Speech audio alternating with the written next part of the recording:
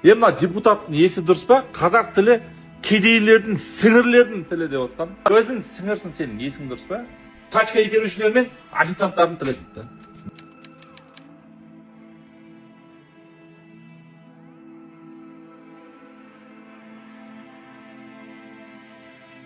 Ема депутаттың есі дұрыс па? Қазақ тілі кедейлердің, сіңірлердің тілі деп отқан. Өзің сіңірсің, сенің есің дұрыс па? Тачка итерушілер мен официанттардың тілі дейді. Бетін қараш, мынау тәкаппар емес па мынаны? Депутаттық мандатынан айыру керек мынаны. Достар, мынаны жай былай қалдыра салуға болмайды. Қараңыздар, комментарийға ойына не келсе соны. Қазақтан тілін қорлап отыр ғой бұл. Қажа ұлтаралық алауыздық тудырып отқан адам мына өзі қазақ бола тұра. Қазақ арба итерушілер, целый мәжілістің депутаты. Депутат былай айтқан кезде басқа адам не деп айтпайды сен?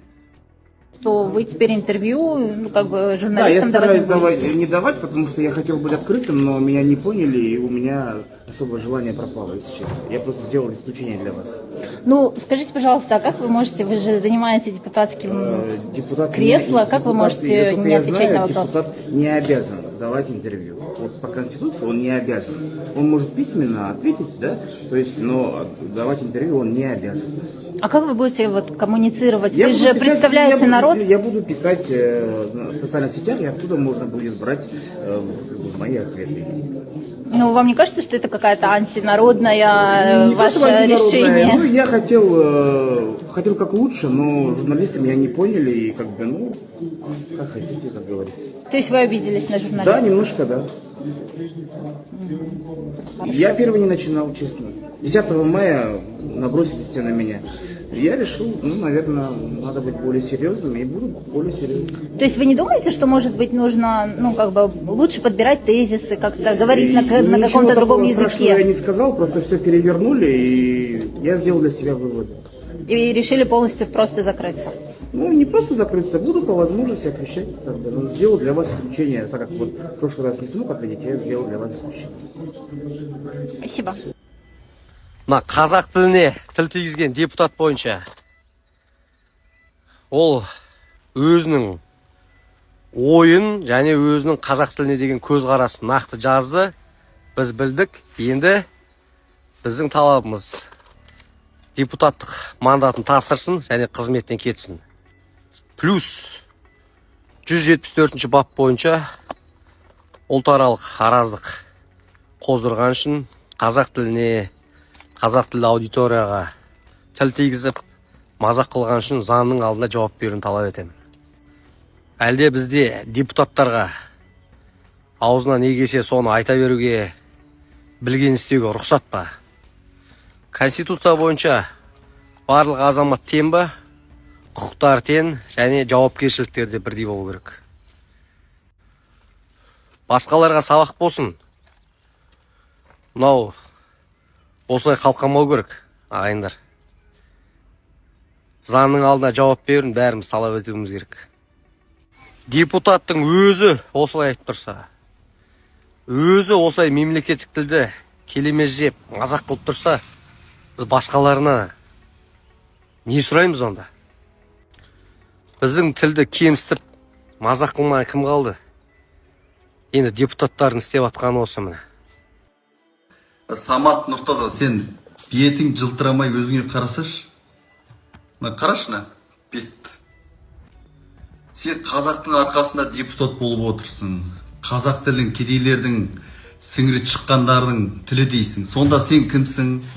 Сен баяғыда Нұр Отанды жағалап жүруші едің ғой. Енді келіп ташка итеріп жүрушілер, официанттардың тілі дейсің. Көкірегіңде мені керіп отырсың. Сен сияқты жағымпазданып жүрген жоқ. Арба итерсе де, немесе официант болса да адал еңбегімен нан тауып жүр. Біздің бауырларымыз. Деңгей сенен әлдеқайда жоғары. Өйткені олар өз тілінде сөйлейді, өз тілін құрметтейді. Отбасын асырап жүр. Самат Нұртазаны Қазақстанның парламент депутат мандатынан айыру керек. Сен заң алдында жауапқа тартылу керексің. Мына қараш, мына немені. Міне. Беті жылтырап отыр. Әріптестері скрин жасапты, журналистерді қол тұрауға теңеп жазыпсыз.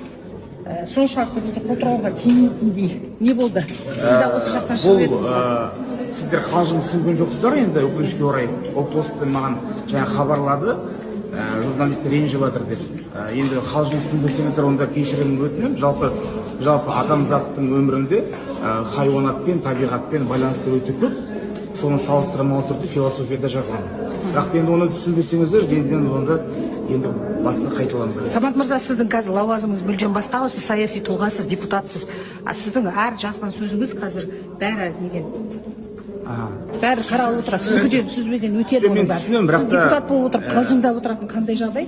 Мысалы, бұған дейін біз прокуратура итке теңеген, енді сіз қолтырауға теңеп отырсыз. Жалпы бұған бұл деген біз журналистерді ұнатпайтыныңызды білдіретін сияқты. Журналистер ұнатпайтын емес, бірақ та журналистердің кейбіреулері депутаттарды кәдімгідей енді хайп іздеп болатынында ол өтірік емес. Мысалы, сіздер мына 1,5 ай өтті, мен байқаймын, журналистер кейбір депутаттардан бірнеше рет сұхбат алады, а кейбір депутаттардан мүлде сұхбат алмайды. Яғни сіздерге бір қызықты депутаттар бар да, сіздер жаңа бөліп жарасыздар. Сол сияқты бір хайуанаттар әлемімен салыстырдым. Өзім жаңағы сонда сіз адам, біз хайуан ба? Жоқ, олай емес. Сіз провокацияға бара жатсыз ғой қазір. Жоқ, провокация емес. Неге хайуанаттар әлеммен теңесіз? Мен хайуанаттар әлемін жақсы көремін, экологияны жақсы көремін. Өзіңіз кімге теңесіз? Өзіңіз кімсіз? Зебрасыз ба, қолтыраусыз ба? Жоқ, бұл философиялық салыстыру. Жоқ, өзіңіз кімге салыстырасыз? Жоқ, мен салыстырмаймын.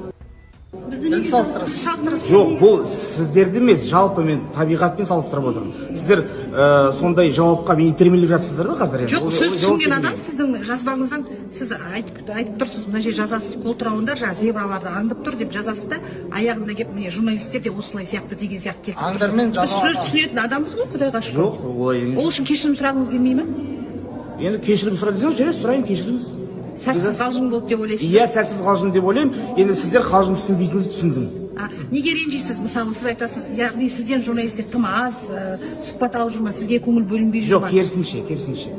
Сізден ғана ала береді. Жоқ, менен ғана емес, жалпы мен байқаймын, 98 адамның ішінде бір сіздерге қызықты бір 20 адам бар, ал қалған бір 75-тен сіз сұхбат алмайсыз. Енді ол депутаттар белсенді болмағанда біз кінәлі емеспіз ғой. Кейбір депутаттар бар, пікірі бар, ой айта алатын. Кейбір депутаттар сұраққа жауап бере алмайды. Барлығы бірдей. Сосын сіз енді ақыры параллельметр салыстырып жатсыз ғой, парламент үйін қандай неге теңейсіз? Жоқ, мен жауап бермеймін. Сіздер қалжың түсінбейді екенсіздер, жарайды, болды ғой.